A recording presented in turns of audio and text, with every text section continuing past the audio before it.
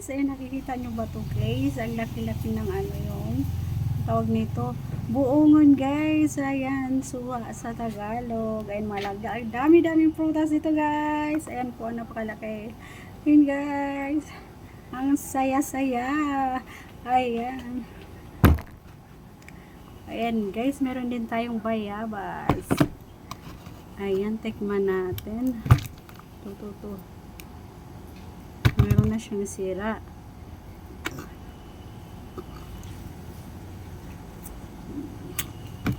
Asim. Ito guys. Tingnan natin.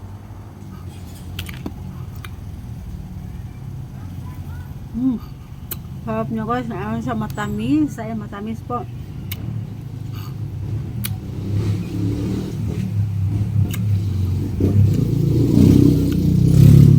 Ayan, ang tamis. Ayan, dito lang po yan sa ating bakuran guys. Ayan, dito. Napakarami ng bunga.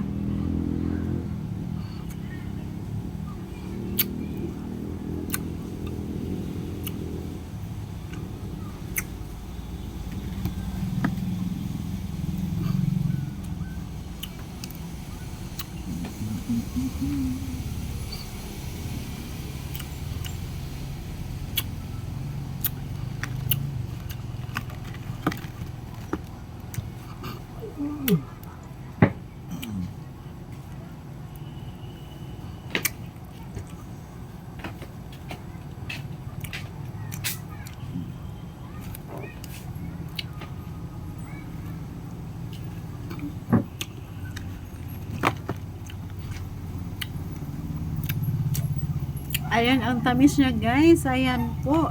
Ngayon na lang po ako ulit nakakain ng bayabas guys. For how many years? Ayan. Dito lang yan. Ayan. Sa ating probinsya. Ayan. Buhay probinsya guys. Ayan, daming prutas. Ayan po. Kain.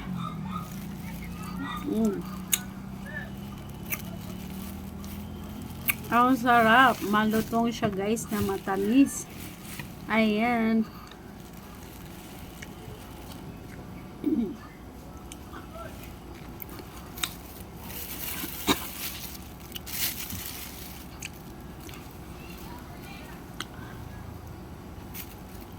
Ayan guys, medyo matigas pa siya. Ayan. Malutong. Ayan guys.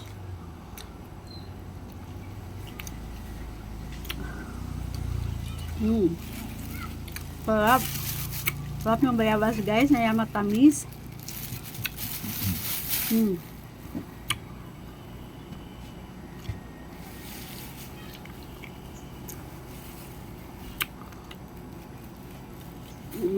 Kain.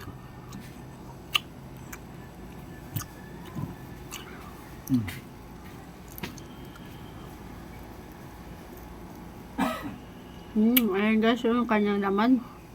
Napakatamis guys. Ayan, green pa yung kanyang ano, pero matamis na siya guys. Matamis na matamis. Ayan, andi napakalutong. Sarap.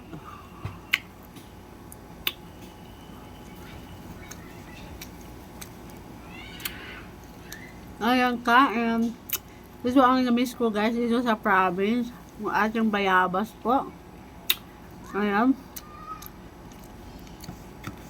Yung ating mga bayabas dito sa province guys. Ayan po.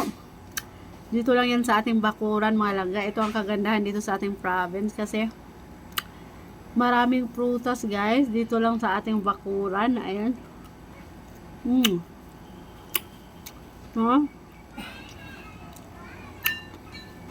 Yum, yum, yum. Ayan, kain tayo. Ayan.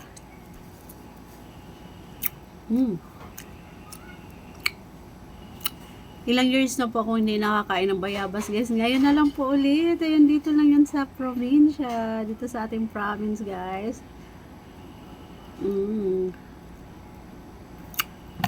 Sarap. Ayan, ang tamis niya mga langga. Yum, yum, yum.